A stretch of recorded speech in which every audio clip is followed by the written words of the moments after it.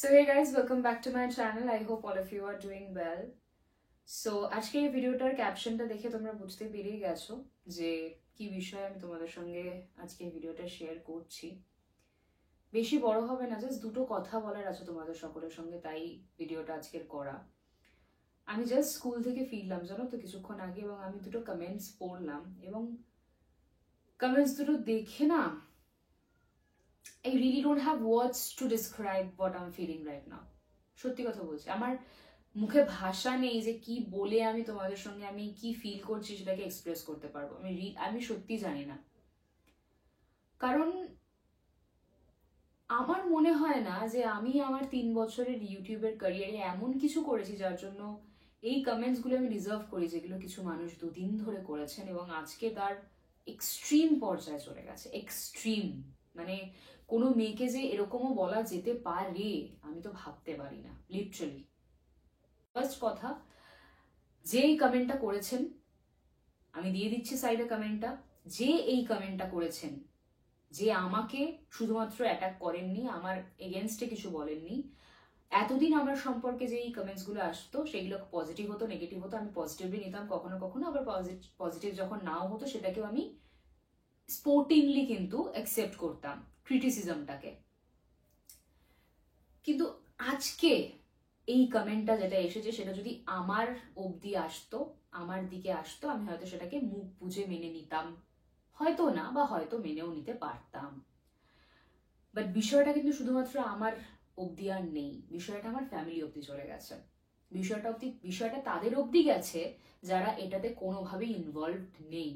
না আমার মা আছে, না আমার দাদা আছে, বাট স্টিল শুধুমাত্র আমাকে নয়, তাদেরকে নিয়েও কিন্তু কথাটা লেখা হয়েছে। এবং কথাটা সারপ্রাইজিংলি যে লিখেছেন সেও একজন মহিলা, যারা কিনা কিছুদিন আগে তিলোত্তমার বিচারের জন্য রাস্তায় নেমেছিলেন, বিচার চাওয়ার জন্য, বিচার পাওয়ার জন্য। কিন্তু বিচারটা ঠিক কার থেকে আপনি চাইছেন বলুন তো?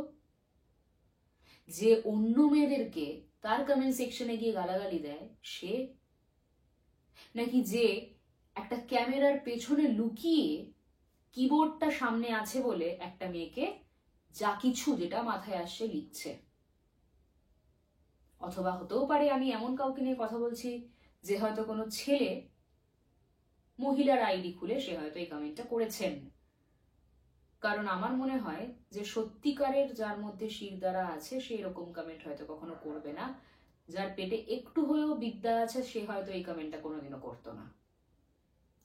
আমরা অ্যাজ এ ইনফ্লুয়েন্সার প্রচুর কমেন্টস সারাদিনে পাই, কিছু কমেন্টস পজিটিভ হয়, কিছু কমেন্টস নেগেটিভ হয়, কিন্তু যেই কমেন্টসটা আমি জাস্ট পড়লাম সেটা আমার মনে হয় নিকৃষ্টতম, এর নিচে আর কিছু হতে পারে না। আমার ক্যারেক্টার নিয়ে, আমার ফ্যামিলিকে নিয়ে, আমার ইনকাম নিয়ে, এভরিথিং, সবকিছু নিয়ে কাটাছেড়া করা হয়েছে। বিগত 3 বছর লেগেছে আমার এই জায়গাটাতে পৌঁছতে যেখানে আমি এখন দাঁড়িয়ে রয়েছি, এবং আমার মনে হয় না আমি এমন কিছু করেছি যার জন্য আমি এই কমেন্টটা ডিজার্ভ করি। এরকম অনেক ক্রিয়েটাররা রয়েছেন যারা শরীর দেখিয়ে, আমি একদম খুবই স্ট্রেট ফরওয়ার্ডলি বলছি, শরীর দেখিয়ে বাজে ক্রিঞ্জ কন্টেন্ট দিয়ে ভিউজ পাওয়ার চেষ্টা করেন। কিন্তু আমার এই 3 বছরের ক্যারিয়ারে, ইউটিউব ক্যারিয়ারে, তোমরা 2000টা ভিডিও হবে 1.9K 2Kই হতে যায়, দেখে নিও তো একটা ক্রিঞ্জ কন্টেন্ট পাও কিনা। একটাও ক্রিঞ্জ কন্টেন্ট কিন্তু তোমরা খুঁজলেও পাবে না, কারণ সেটা আমার মনে হয় পারিবারিক শিক্ষার উপর ডিপেন্ড করে।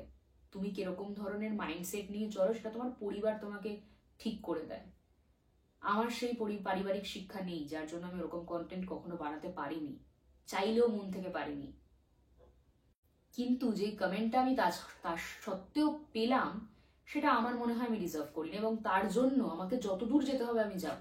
তার জন্য যদি আমাকে সাইবার সেল অবধি যেতে হয় সেখানে আমি যাব, তার জন্য যদি আমাকে হাইকোর্ট, সুপ্রিম কোর্ট, যেখানে যেতে হয় আমি যাব। কারণ আমার মনে হয় এখন আমার সেই ক্যাপাবিলিটিটা রয়েছে তার এগেনস্টে দুটো স্টেপ নেওয়ার। আগের ঋত্বিকা হলে আমি হয়তো তখন বসে কাঁদতাম, but I am not feeling guilty and I am not feeling ashamed for whatever I'm doing in my life. I'm working really hard I want to make my mother happy. আমি আমার মাকে খুশি রাখার জন্য আজ অব্দি যা কিছু করছি না, দেখো আমার দরকার কি দরকার আছে, বিএড করো রে, ইউটিউব করো রে। আমি ইউটিউব করছিলাম, I was more than happy, but still I am doing BEd for the sake of my father's dream. Just to fulfil my father's dream I thought to take up this challenge. আমার বাবার স্বপ্নটাকে পূরণ করার জন্যই কিন্তু শুধুমাত্র আমি বিএডটা করছি। নইলে ইউটিউবের ক্যারিয়ারে আমার মনে হয় না যে আমাকে কোনোদিনও আর একটা সেকেন্ডের জন্য ভাবতে হতো যে না আমার আরো একটা ডিগ্রি চাই, কারণ আমার অলরেডি মাস্টার্স কমপ্লিট করা। আমি যদি কোনো একটা কোম্পানিতে জব করতে চাইতাম আমি পেতাম, but still I am doing it for my family. And after doing all this for past 3 years, I'm getting this in return. Like seriously, তোমাদের সত্যি 0%ও কোনো ধারণা নেই আমি সারাদিন কতটা হার্ড ওয়ার্ক করি জাস্ট আমার মায়ের মুখের একটা হাসি ফোটানোর জন্য, যাতে যেখানে যেখানে আমার মা যেতে চায় এই দুনিয়া, সেখানে সেখানে আমি মাকে নিয়ে যেতে পারি। কারণ I don't have my father with me, I only have my mother. আমার বাবা যদি থাকতো হয়তো আমাকে এত কিছু নিয়ে ভাবতেও হতো না, বাট যেহেতু নো, আমি উইক পড়লে চলবে না, কারণ there is no one to console me, literally no one. So আমি স্ট্রং আছি, স্ট্রং থাকবো, ইরেসপেক্টিভলি আমাকে কেউ ভালোবাসুক কেউ না বাসুক। কারণ আমার মনে হয় না যে আমি এই 3 বছরের ইউটিউবের ক্যারিয়ারে একটাও ক্রিঞ্জ কন্টেন্ট বানিয়েছি বা একজনকে ছোট করে ওপরে ওঠার চেষ্টা করেছি, আজ অব্দি নয়। আজ অব্দি কাউকে ছোট করে বা কাউকে পিঞ্চ মেরে কোনো ভিডিও করে আমি বড় হইনি। প্রত্যেক দিন 24/7 আমি এডিট করে গেছি। জাস্ট হসপিটালে ভর্তি হতে হয়েছে লিটারালি আমাকে এডিট করার জন্য, মাসেল স্প্যাজম হয়ে গেছিল একবার আমার। বাট স্টিল আমি কোনোদিনও কারোর কাছে কোনো কমপ্লেন করিনি, কারণ it's my choice, it was my decision to take up all those challenges. আমি কাউকে কোনোদিনও কিছু বলতে এই কারণেই পারিনি, কারণ স্বপ্নটা আমার ছিল, তাই আমি এত খাটছি। স্বপ্নটা আমাকে কেউ বলে দেয়নি, তারপরে আমি কিন্তু দেখা শুরু করিনি। স্বপ্নটা আমার নিজস্ব ছিল, একান্ত ব্যক্তিগত ছিল। সুতরাং তারপরেও যখন আমি এত খারাপ খারাপ কমেন্টস দেখি না, আমার সত্যি মনে হয় যে কি করছি লাইফে, লিটারালি কি করছি। আমিও তোমাদেরকে যথেষ্ট কাছের মনে করি, কখনো তো এরকম ভাবিনি যে না ওরা আমার সাবস্ক্রাইবার, আমি একটা ইউটিউবার অন্য জায়গায় আছি। কোনোদিনও ভেবেছি বলতো? যখন আমাকে কেউ ইনস্টাগ্রামে মেসেজ করেছে, কোনোদিনও বাবু সোনা বলে ছাড়া আমি কখনো কাউকে রিপ্লাই দিই না। ইউটিউবের কমেন্ট সেকশনটা একবার দেখতে পারো তোমরা। সেখানে দাঁড়িয়ে আমি যখন কোনো একটা স্পেসিফিক বিষয় রোজ বলছি কিন্তু সেটা নিয়ে কথা বলছি না, তার মানে আমি তোমাদেরকে নিশ্চয়ই বলবো, বা ঠিক টাইমটা এলে বলবো। তাহলে আমি তোমাদের সঙ্গে একটা ছোট্ট কথা শেয়ার করি। আমি অ্যাজ এ ইউটিউবার, আমি যখন কাজ করি সেটার জন্য ভালো করলে তোমরা আমাকে বাহবা দাও, খারাপ করলে সমালোচনা করো, এবং তার সঙ্গে কিছু খারাপ কমেন্টস, খারাপ গালাগালি, খিস্তি তো রয়েছে, সেটা আমি বাদ দিলাম। বাট আমার সঙ্গে যারা ইনভলভ, আমার ফ্যামিলি, তারা কিন্তু এসবে কিছুতেই নেই, ধারে কাছেও হয়তো তারা নেই। তাদেরকেও দেখো খারাপ কথাটা কিন্তু শুনতে হলো ইভেনচুয়ালি, তাই তো? কারণ আমি জানি আজকে আমি একটা খারাপ কাজ করি, ভালো কাজ করি, তোমরা আমাকে দুটো খারাপ কথা বললো, আমি শুনে নেবো, কারণ আমার চামড়া অতটাই মোটা হয়ে গেছে। বাট যারা হয়তো এই বিষয়ে একটুও ইনভলভ নয় আমার কোনো কাজে, যাদের কোনো হস্তক্ষেপ নেই, যাদের কোনো কন্ট্রিবিউশন নেই, আমি আজকে একটা কথা বললে দায়টা পুরোটাই আমার, ভালো বলি খারাপ বলি, তাদের তো কোনো কন্ট্রিবিউশন নেই বা তাদের কোনো ইনফ্লুয়েন্সও সেটাতে নেই। আমি অ্যাজ এ ইউটিউবার পারবো এই সমালোচনাটা নিতে, তোমাদের সঙ্গে 1-to-1 কথা বলতে, বা হয়তো আমার খুব একটা মাথাতেও ঘামাবো না যদি কোনো খারাপ কিছু থাকে। আমি এতটাই নিজেকে মেন্টালি স্ট্রং করেছি, আমি হয়তো সেই বিষয়টা নিয়ে ভাববো না। কিন্তু যে এই বিষয়টাতে কোনোভাবে ইনভলভডই নয়, তাকে যদি কেউ হঠাৎ করে টানা হিচড়া করে, কাদাতে নামানোর চেষ্টা করে, এবং তাকে যদি সমালোচনা করে, তাকে যদি ক্রিটিসিজম ভোগ করতে হয় বা ক্রিটিসিজম অ্যাকসেপ্ট করতে হয়, আমি সেটা কখনোই চাইবো না। অ্যাজ আ ফ্যামিলি আমি সবসময় চাইবো তাদেরকে প্রোটেক্ট করতে, নাকি তাদেরকে এই ক্রিটিসিজমের মধ্যে ঢাকেল দিতে। কোনোদিন আমি চাইবো? তোমরা বলো তো, তোমরা চাইতে? ঠিক টাইমটা জাস্ট ওয়েট করছি, সঠিক মুমেন্টের ওয়েট করছি, যখন আমি তোমাদের সঙ্গে সবটা শেয়ার করতে পারবো ওপেনলি, যেখানে কোনো ক্রিটিসিজম থাকলেও সেটা এতটা নোংরা পর্যায়ে যাবে না। ক্রিটিসিজম তো অবশ্যই থাকবে, অবশ্যই ক্রিটিসিজম যেখানে নেই সেখানে কোনো কাজ নেই, একটা কাজের ক্রিটিসিজম থাকবেই। কিন্তু সেটা তোমরা আমাকে করো, আমার ঠিক আছে, বাট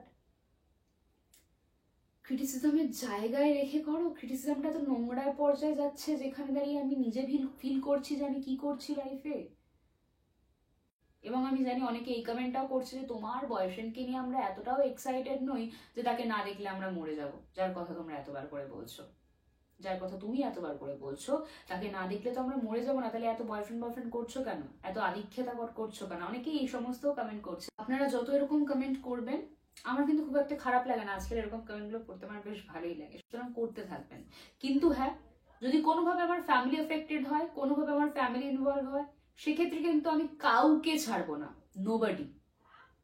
যদি আমি এটা জানতে পারি যে কমেন্টস গুলো আসে সেটা আমার পরিবারের কারোর থেকে আসছে, কোনোভাবে পরিচিত কেউ, তাকেও কিন্তু আমি ছাড়বো না।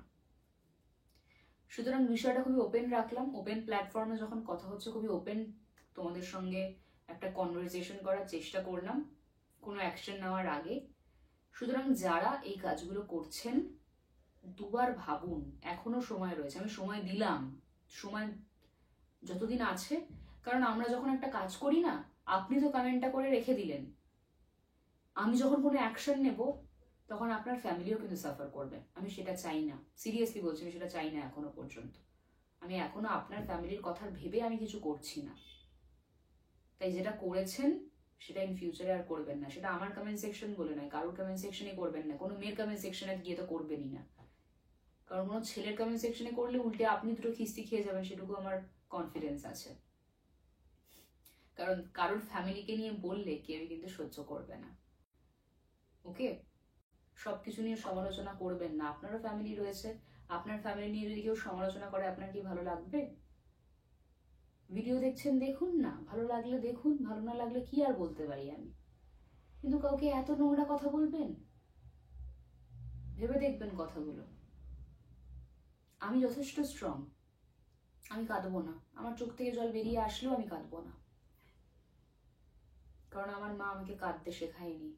যার বাবা নেই না, মাথায় রাখবেন, যার বাবা নেই তার দুনিয়ায় কোনো কষ্ট নেই, তার কোনো ভয় নেই। সে যে কোনো দূর যেতে পারে, সে যত দূর সম্ভব যেতে পারে তার ফ্যামিলির জন্য। সুতরাং কেউ যদি এটা ভেবে থাকে যে ওর তো বাবা নেই, ওর তো কেউ নেই, না, যথেষ্ট স্ট্রং আমি একাই যে কোনো অ্যাকশন নেওয়ার জন্য। ভালো থাকবেন।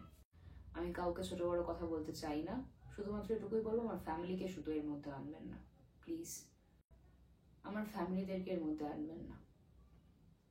আমি কোনো খারাপ কথা বললে আপনারা আমাকে 10টা কথা বলুন, কোনোভাবে আমার ফ্যামিলি যাতে এর মধ্যে ইনভলভ না হয়। Thank you so much. ভালো থাকবেন, সুস্থ থাকবেন।